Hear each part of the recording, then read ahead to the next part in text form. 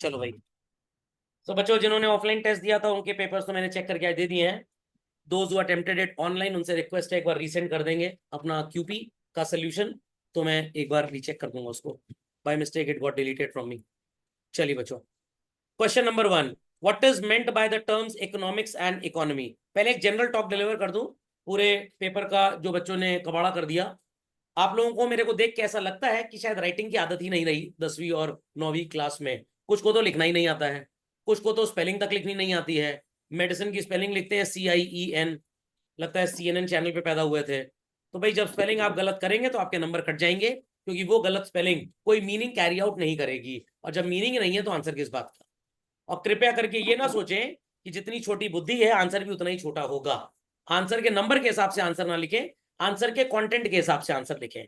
कुछ बच्चे तो आंसर में something something something something something something something something करते हुए भी एवरीथिंग निपटा दिए। समझ में आ गया? तो जरा कृपया करके ज्ञान थोड़ा सा बढ़ाएं, ज्ञान चक्षु खोलें अपने। ओके, तो this was the general analysis of the test papers. उसने ठीक किया था। तो इकोनॉमिक्स और इकोनॉमी के बारे में आपको ठीक ठाक मीनिंग लिखना है। ये नहीं कि बस आपने 2 लाइन लिख दिया तो काम खत्म। Got it clear? पूरा आंसर कंप्लीट नहीं होगा तो नंबर नहीं मिलेंगे। कुछ लोग लिख दिए माइक्रो और मैक्रो में एक ही है सर, अपने हिसाब से आप अलग कर लीजिएगा, तो उनको मैं नंबर भी एक जैसे दे दिए, that is a big zero. टोपड़े में बात गई। तो भाई microeconomics is the study of individual, बस खत्म कहानी। Macroeconomics is the study of group, बस खत्म कहानी। तो इतना सस्ता और घटिया पेपर नहीं था कि आप इतना कम लिखें यहाँ पे। चलिए, what is meant by production. लोगों को ऐसा लगा कि जैसे वो फैक्ट्री के लेबर हैं और लेबरों वाला आंसर लिख देते हैं। When buying raw material, entering it into the machine, machine के साथ खुद जा रहे थे, and then getting it out from the machine. मेरे तो समझ लीजिए एकदम आत्मा शरीर से बाहर निकल आई। शेक्सपियर को बुला लूं तो शेक्सपियर शादी कर लेगा आप लोग से। कंजम्पशन का मतलब when we do consumption it is consumption, the act of creating utility from the resources available is called as production. थोड़ा पॉलिश्ड भाषा का प्रयोग करना है। ये 6वीं और 7वीं का सो कॉल्ड आंसर नहीं है। तो भैया पहले अंग्रेजी लिखनी सब लोग सीख लें, और जिनको अंग्रेजी लिखनी ना आती हो वो हिंदी मीडियम में एडमिशन ले लें। समझ में आ गया? चलिए, so the act for of creating utility is known as what? Production. Investment में कुछ लोग फाइनेंशियल लिटरेसी वाली क्लास का इन्वेस्टमेंट लिख के चले आए। When money is invested and we get return it called as investment. ए भगवान, भैया नोट्स दिए हैं, 2-2 3-3 तरीके के नोट्स दिए हैं, पढ़ लो, उसके अंदर सब लिखा हुआ है। किताब भी होगी कम से कम। नहीं सर हम चुलबुल पांडे हैं, इंडिया गॉट टैलेंट। एक्सचेंज क्या होता है? वाह वाह वाह। When we buy a product and it is defective, ये अनन्या जी ने आंसर लिखा था, so we exchange it from the shopkeeper, that is exchange. समझ में आ गया? मेरे को याद रहता है मैंने किसकी कॉपी में क्या चेक किया, तो परेशान मत होइएगा। दिमाग थोड़ा जरूरत से ज्यादा तेज, अब क्या बताऊं मैं। ये मम्मी ने बचपन में देशी घी का पराठा इतना खिला दिया चीनी के साथ। समझ में आ गया?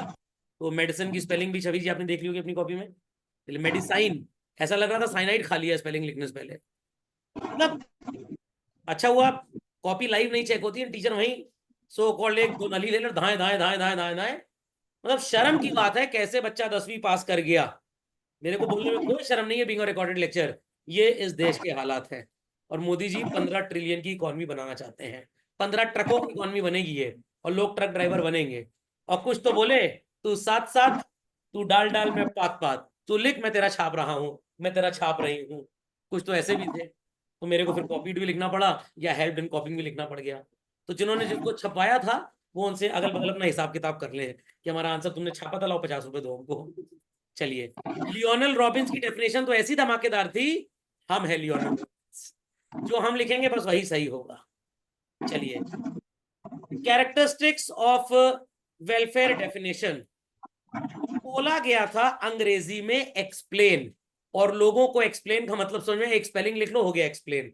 अरे भैया 2-3 लाइन भौंकनी थी इसके ऊपर, लोग सिर्फ लिख के आ गए क्लासिफिकेटरी, मटेरियल गुड्स, नॉन मटेरियल, और ब्रैकेट में लिख लिए सर, बाकी तो आप भावनाओं को समझ ही सकते हैं। 11 साल लगेंगे बच्चों की हरकतों से 11वीं पास करने में। Money, when we pay anything for what we buy anything, sometimes it is money. ऐसे लग रहा था कि चीटी को खरीदा, इंक पॉट में भिगोया, ऐसे ऐसे ऊपर किताब दिखाई उसको, चिट्टी रोबोट की तरह सब स्कैन कर लिया, छोड़ दिया, जा चीटी जा, जी ले अपनी जिंदगी। और वो किताब में रहेंगी और आंसर लिख गए। So by anything that is generally acceptable as a medium of exchange and at the same time acts as a measure and store of value is called as what? Money. Sir हमसे learn नहीं होता है, तो आप polytechnic में repair मिस्त्री का course join कर लें, क्योंकि इकोनॉमिक्स में तो भैया बहुत लर्न करना पड़ता है। इन्फ्लेशन, कुछ लोगों ने उल्टा कॉन्सेप्ट लिख दिया था, इन्फ्लेशन में डिफ्लेशन लिख दिया, डिफ्लेशन में इन्फ्लेशन, और फिर ब्रैकेट में ये लिखना भूल गए, please tick the correct option. क्यों सिद्धि जी? सही बात, ये भी लिख देते ब्रैकेट में, please tick the correct option. बूझो तो जानो। तो भैया inflation is a period where there is a persistent rise in the general price level. कुछ तो लिख दिए when things, price of things go up। पहले ग्राउंड फ्लोर पे रह रही थी वो थिंग्स, बाढ़ आई फर्स्ट फ्लोर पे चली गई, तो ये इन्फ्लेशन हो गया। फिर ठंडी का माहौल आ गया, वापस ग्राउंड फ्लोर पे चले आए, तो डिफ्लेशन हो गया। जबरदस्त आंसर, जबरदस्त। इशिता जी हंसने की जरूरत नहीं है, कमोडिटी की स्पेलिंग में डबल एम होता है, ये ऐसे ऐसे ऐसे में डबल एम बना दी। सर ये 3 बार घुमा दी, यही डबल एम हो गया।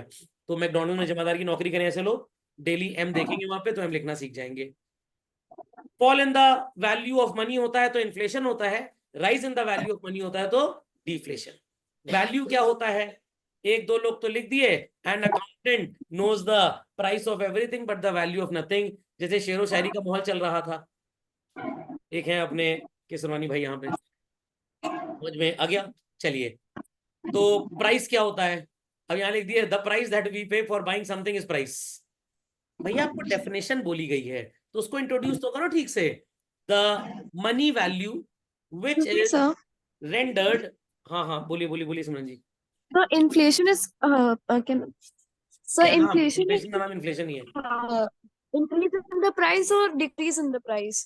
इन्फ्लेशन होता है increase in the price, increase in Yes, the sir. General price level is inflation. Yes, sir. Price of goods and services नहीं होता है, increase in the general price level. आलू महंगा हो गया तो इन्फ्लेशन नहीं है, चावल महंगा हो गया तो इन्फ्लेशन नहीं है। Overall when a group of commodities which we buy, उसका दाम बढ़ता है तो उसको इन्फ्लेशन बोलते हैं। Macro Yes, sir. कॉन्सेप्ट होता है practically inflation, it is not a micro concept. समझ में आ गया? चलिए, Yes, sir. इन्फ्लेशन में तो लोग लिखे थे बैंक में पैसा लगाओ इंटरेस्ट कमाओ, जय माता दी। The resources that are put to use for productive purposes and which results into capital formation, this process is known as investment। तो थोड़ा किताब विताब पढ़ ले जरा तो समझ में आ जाएगा। कॉन्सेप्ट ऑफ यूटिलिटी बस 2 लाइन लिख दिए, कुछ लोगों ने तो एग्जाम्पल लिखा था और इसके साथ आपको असम्पशंस भी लिखने थे। साइकोलॉजिकल कॉन्सेप्ट है, रिलेटिव कॉन्सेप्ट है। 3 नंबर का आंसर था, सॉरी 2 नंबर का। टीयू एंड एमयू ये लगभग सबका सही था, बट यहाँ पे कुछ बच्चों ने टीयू का एमयू लिख दिया, कुछ ने एमयू का टीयू। एक बच्चे ने लिखा था टीयू बढ़ेगा एमयू बढ़ेगा, टीयू घटेगा एमयू घटेगा, जो जीजा जी कहेंगे वो मैं करूंगा, जो जीजा जी कहेंगे वो मैं करूंगा। और बगल वाले ने कॉपी भी कर लिया और दोनों गलत हो गया। समझ में आ गया अन्नपूर्णा जी, अनुराधा जी? चलिए, लोग सोचे सर पहचान नहीं पाएंगे, कॉपी अलग अलग सबमिट किए थे, बट कोई 5 लाख कॉपी तो थी नहीं, 20-25 कॉपी तो समझ में आ ही जाती है। चलिए, थिंग्स विच आर यूजफुल, वही दूध वाला घटिया एग्जाम्पल, कॉपी कैट्स। टीयूएमयू डायग्राम तो दिखा दिया, बट डायग्राम के साथ आपको एक्सप्रेशन भी लिखना है, नहीं तो नंबर आपको गोल गोल मिलेंगे, पेड़े वाले नंबर। उसके बाद तो काफियों की औकात ही नहीं कि पूरा कंप्लीट कर पाए। Market, when we go to the market to buy something, it is a market. मेरे को तो लगता है कि पहले भाई आपको इंग्लिश सीखनी पड़ेगी, तब आप फिट है इंग्लिश मीडियम एजुकेशन सिस्टम में शिक्षा ग्रहण करने के लिए, और उसके बाद सो कॉल्ड आप ये सब समझ पाएंगे। तो भाई majority students have a problem of English, तो पहले भैया इंग्लिश ठीक कर लीजिए अपनी। Monopoly, duopoly, majority people rotate correct. Monopsony market ऐसा होता है जहां पे सिर्फ एक बायर होता है। याद करिए राफेल प्लेन वाला एग्जांपल मैंने दिया था, आईएससी 2024 के पेपर में सेम क्वेश्चन पूछा भी गया था। इंटरनेशनल वेल्थ, एक दो तो लिख दिए, जो घर के बगल में पार्क है वहां कोई भी गई और बकरी गोबर कर सकती है, वो इंटरनेशनल वेल्थ हो गई। रीजन फॉर द इमरजेंस, यहां तक तो काफी लोग पहुंच ही नहीं।